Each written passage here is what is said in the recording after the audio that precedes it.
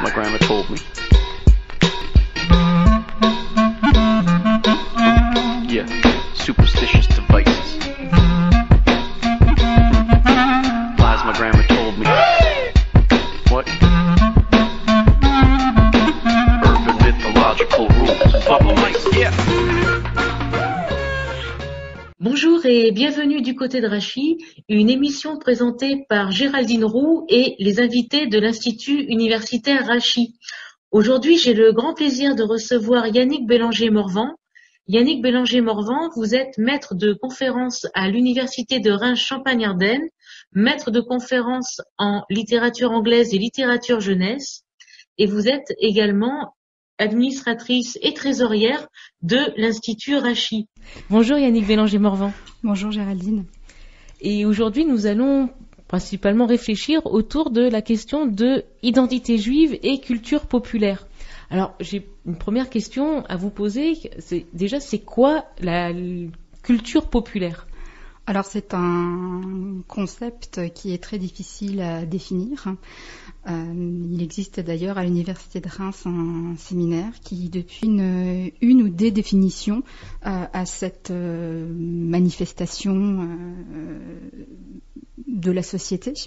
Donc on a deux façons d'envisager la culture populaire. La culture populaire comme étant la culture du peuple. Et la culture populaire comme étant la culture de masse aussi. L'une n'étant pas exclusive de l'autre, bien entendu. Donc ce sont deux concepts qu'on essaye d'étudier et qui est très difficile à saisir parce que transversal et pluridisciplinaire. Alors là, peut-être transversal, pluridisciplinaire, pour nos auditeurs, en fait, c'est-à-dire qu'il y a littérature, histoire... Oui, absolument, c'est-à-dire qu'il y a différents chercheurs avec différentes disciplines, différentes méthodes, différentes cibles aussi, différents objectifs, différents intérêts qui se penchent sur cette culture populaire. Donc ça peut être la culture matérielle, l'objet populaire. Ça peut être populaire, le peuple, c'est-à-dire la cible, le récepteur de cette culture. Ça peut être aussi la culture immatérielle, comme la littérature populaire, la musique populaire. Donc c'est un champ qui est très très vaste et c'est justement cette grandeur, cette ouverture de la culture populaire qui la rend difficile à définir, à saisir, que ce soit dans ses objets, que ce soit dans son immatérialité ou que ce soit dans les récepteurs réels ou projetés de cette culture. Donc dans la culture populaire, on peut y ranger la musique, le cinéma, les séries télévisées, le livre, avec toutes les littératures qu'on peut placer dans le livre, c'est-à-dire littérature de gare, la littérature pour la jeunesse, la bande dessinée, etc. Donc c'est autant le support que le récepteur, que le contenu du support qui est étudié par la culture populaire. Alors c'est assez intéressant parce que souvent quand on entend par culture populaire, souvent en fait on a tendance de manière assez caricaturale à voir d'un côté une sorte de littérature ou de culture qui serait la culture avec un grand C, sophistiqué ou tout au moins quelque chose qui n'est pas justement du côté du peuple, du pour tous, ou qu'il faut faire un effort et de toute façon, voilà, il y a une sorte souvent de clivage entre, par exemple, je pensais aux romans de gare, ce qu'on appelle des romans de gare, et la littérature qui, elle, est sérieuse. Mm-hmm. Donc, comment définir cela ? Est-ce qu'en fait, c'est une idée fausse et comment étudiez-vous cette culture populaire ? Est-ce que c'est en tant que non sérieux et donc on essaie de mettre du sérieux dans du non sérieux ? Comment ça se passe ? Alors, déjà, la notion de populaire et de savant évolue avec le temps.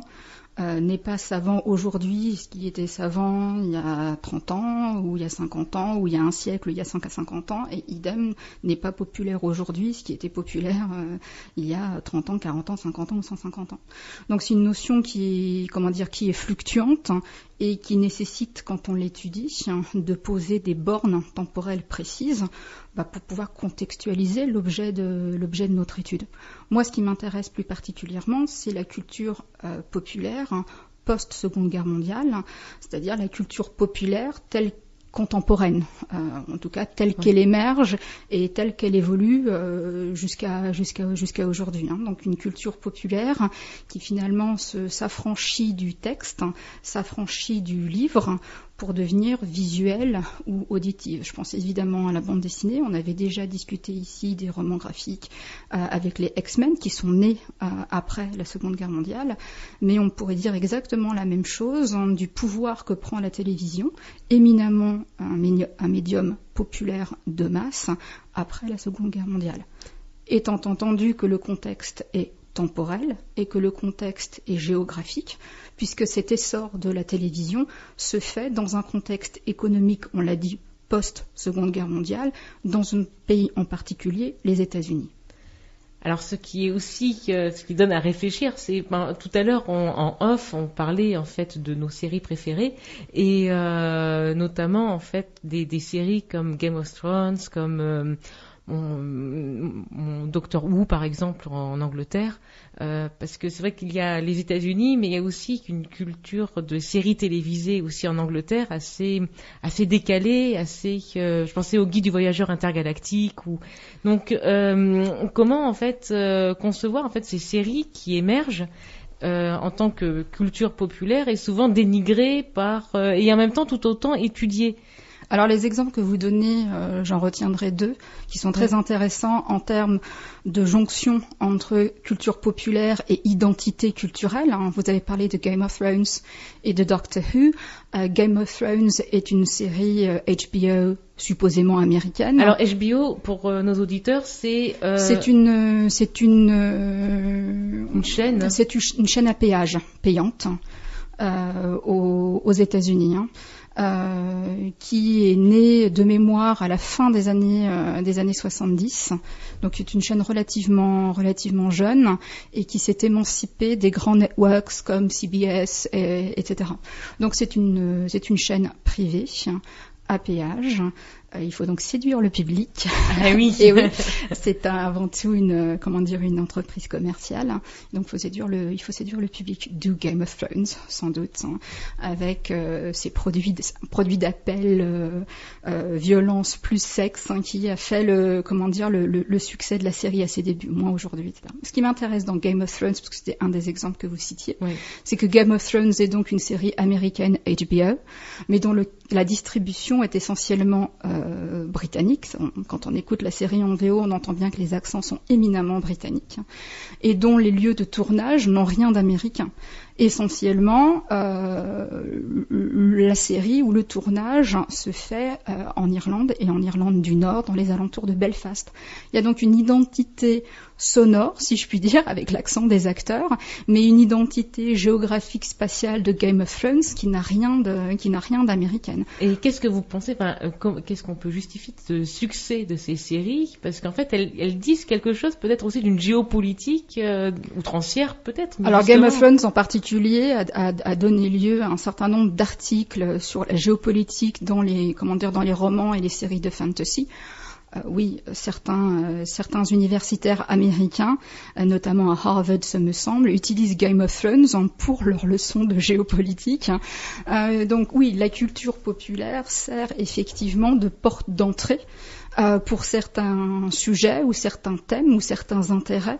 On ne peut plus savant, on ne peut plus érudit, en tout cas technique, effectivement. Moi, ce qui m'intéresse dans les 2 exemples donnés, c'est la couleur irlandaise donnée à Game of Thrones, et dans le second exemple que vous donniez, c'est Doctor Who, qui est éminemment britannique. Alors peut-être juste pour dire 2 mots pour ceux qui ne connaissent pas cette série, c'est l'histoire, en fait, si on peut dire, d'un seigneur du temps qui voyage dans une cabine téléphonique bleue et qui voyage dans le temps et l'espace pour faire le touriste, et il se retrouve dans des situations impossibles qu'il doit dénouer. Et c'est un tourisme temporel et un tourisme historique, puisque les nombreux voyages dans le temps permettent de rencontrer Shakespeare, permettent de rencontrer Churchill. Il y a un certain nombre d'épisodes tout à fait savoureux qui mettent en scène Churchill, la façon dont Churchill n'a pas simplement sauvé le monde des nazis, mais a sauvé le monde intergalactique d'autres menaces aliens. Donc c'est une série qui met en scène et qui met en lumière très positivement l'histoire de la Grande-Bretagne. Donc c'est sur cette idée en fait aussi de ce rapport entre la culture populaire et en même temps aussi que quelque chose d'une réflexion qui nourrit la réflexion et qui va nous mener vers notre deuxième partie d'émission autour de notre thème principal, autour de identité juive et culture populaire. Et pour cela, nous allons écouter, je vous laisse peut-être présenter notre premier extrait musical. Alors il s'agit du générique du début du Chat du rabbin, le film adapté de la série d'albums de Johann Sfar.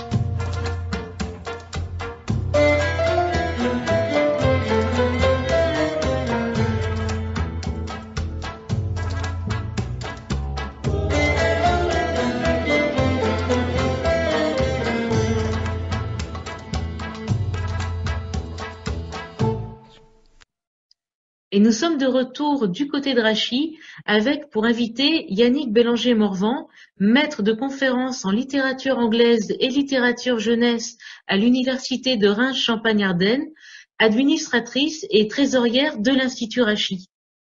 Discuter dans une première partie d'émission sur comment pourrait-on définir la culture populaire. Et là, nous allons aller un peu plus au cœur du sujet sur le rapport entre identité juive et culture populaire. Donc c'est un thème que vous travaillez de manière assez récente, en tout cas de cette manière un peu générale. Et donc pourquoi, déjà, qu'est-ce qu'on peut entendre par identité juive en fait? Est-ce que c'est une identité fixée? Et en quoi elle nourrit en fait ce qu'on a défini en première partie comme culture populaire? Alors, ce qui m'intéresse de prime abord, c'est la notion d'identité culturelle. Comment un peuple se définit. Donc, m'intéressant à la littérature graphique et particulièrement à Johann Sfar, il m'a semblé intéressant d'associer une culture ou une identité culturelle particulière qui est l'identité juive et ce support populaire qui est le roman graphique ou les albums de Johann Sfar. Donc je pense évidemment au Chat du rabbin, à la série de 5 albums Klezmer et d'un album relativement récent qui date de 2010, Chagall en Russie, publié chez Gallimard. Et ce qui m'intéresse dans ces 3 séries, dans ces 3 séries d'albums, oui. C'est la façon dont Johann Sfar met en scène et met en lumière une culture historique. Voilà. Et puis c'est quand même la culture méditerranéenne, ça se passe à Alger. Oui, pour le Chat du rabbin, oui. Et non seulement méditerranéenne, mais en plus avec tout l'arrière-plan de la colonisation, Oui, absolument. Donc c'est à la fois une identité séfarade, hein, et pour ce qui est de Klezmer et de Chagall en Russie, c'est aussi une identité ashkénaze. Ce qui m'intéresse, j'ai travaillé aussi, on en a déjà parlé ici, hein, sur la littérature de jeunesse et la représentation de l'Holocauste dans la littérature pour la jeunesse. Ce qui m'intéresse dans les albums de Johann Sfar, c'est que justement, il n'est pas fait mention de l'Holocauste et que l'identité juive dépasse cette tragédie historique, et tout le travail de Sfar est de redonner de la lumière, de redonner du dessin, de redonner de l'épaisseur, de la richesse à une identité ou à une culture que les nazis n'ont pas réussi à détruire. Donc c'est ce dépassement de la destruction pour que la culture juive justement ne soit pas limitée à ce que d'autres ont fait. Voilà. C'est ce que je trouve très intéressant du travail de Johann Sfar. Oui, c'est-à-dire redonner vie, une vie qui est toujours là en fait, mais qu'on a tendance aussi à occulter, oui, avec la tragédie de la Shoah. Oui, absolument. Qui n'est pas un voile, et qui ne doit pas masquer une identité qui dépasse de beaucoup et qui est d'une extraordinaire richesse. Est-ce que vous pourriez nous donner peut-être une anecdote sur un passage je sais pas, du Chat du rabbin qui vous a particulièrement plu? Non, moi, ce qui m'intéresse dans le Chat du rabbin, c'est peut-être pas une anecdote en particulier, mais oui, l'ensemble je pense, de la volonté presque œcuménique du Chat du rabbin, c'est-à-dire un message de paix, de rassemblement et de lutte contre les ignorances les imbéciles de tout poil, sans faire de mauvais jeux de mots, qui sont de courte vue sur les religions et les cultures, au pluriel évidemment. Donc plus qu'une anecdote en particulier ou un passage en particulier, je pense que c'est l'ensemble de l'ambition des 6 volumes et qui me semble majeur. Il y a un passage, la rencontre assez décalée et détonnante entre le Chat du rabbin et Milou, et avec Tintin, qui apparaît en fait comme peut-être pas sous le jour de Tintin au Congo. Tout à fait, oui. Et là, ça rejoint ce que vous dites, c'est-à-dire quelque chose en fait les imbéciles de tout poil ne sont pas là où on pense peut-être qu'ils sont peut-être. Oui, absolument. Oui. Mais c'est vrai, je pense, de tout le travail de Johann Sfar dans son ensemble, hein, de soulever le voile et des ignorances, justement. Mais dans un but de paix. Dans un but de paix, absolument. Effectivement, aimons-nous les uns les autres.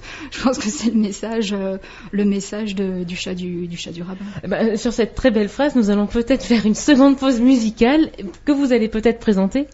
Alors il s'agit d'un passage dans la bande son du film, encore une fois, qui commente la demande du chat de faire sa bar mitzvah.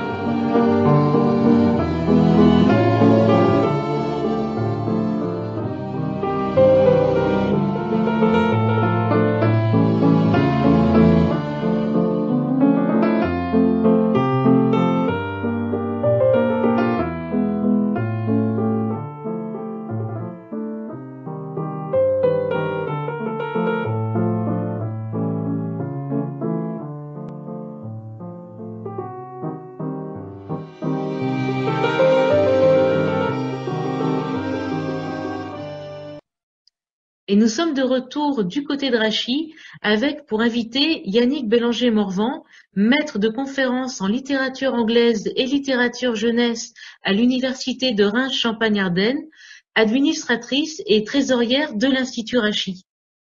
Et donc nous étions en train de discuter autour de identité juive et culture populaire. Et quand on parle de culture populaire, moi je ne pense qu'à Spielberg, qui a été vraiment le champion en fait de la manière de narrer des histoires et de raconter des histoires à la manière aussi de Midrashim en fait, de ces récits talmudiques. Et alors je ne sais pas si vous pourriez en dire quelques mots en fait justement sur cette manière en fait très juive peut-être de raconter une histoire qui en même temps a une portée universelle. Alors Spielberg est un exemple intéressant dans la mesure où il a fait l'objet d'un certain nombre d'études universitaires aux États-Unis. C'est-à-dire qu'il existe aux États-Unis des Jewish Studies. Je ne sais pas si la chose se fait dans l'université française. On essaye à l'Institut Rachis en tout cas. Voilà. mais en tout cas, les universités américaines ont des départements de Popular Culture Studies, de Media Studies, de Holocaust Studies et de Jewish Studies aussi.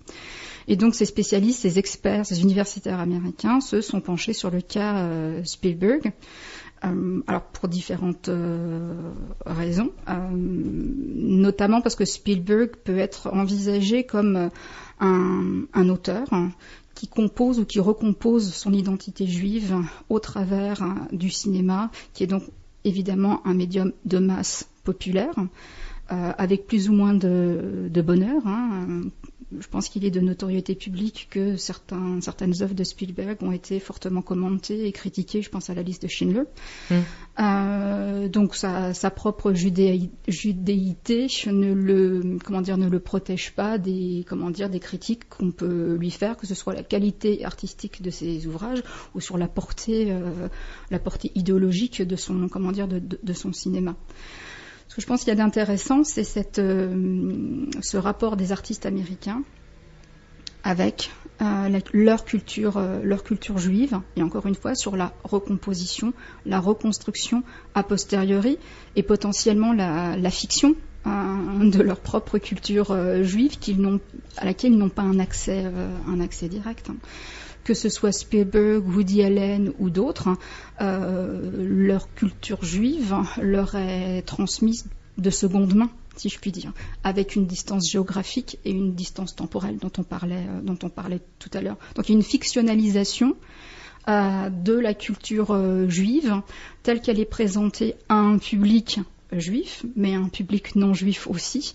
Nombreux sont les fans de Spielberg et de Woody Allen qui n'ont rien à voir avec la culture juive et qui apprécient absolument la judéité et des dialogues et la verve et l'humour de Woody Allen.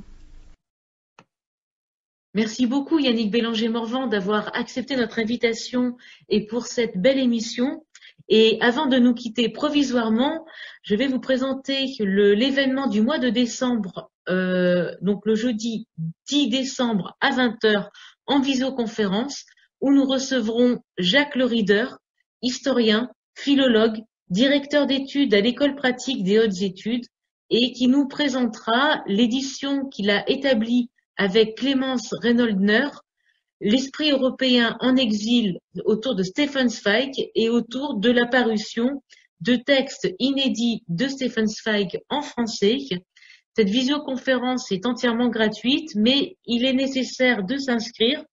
Pour cela, vous pouvez nous envoyer un email à contact@institut-rachi-3.fr ou nous appeler au 03 10 95 30 07. À bientôt, portez-vous bien. Lies my grandma told me. Yeah, superstitious devices. Lies my grandma told me.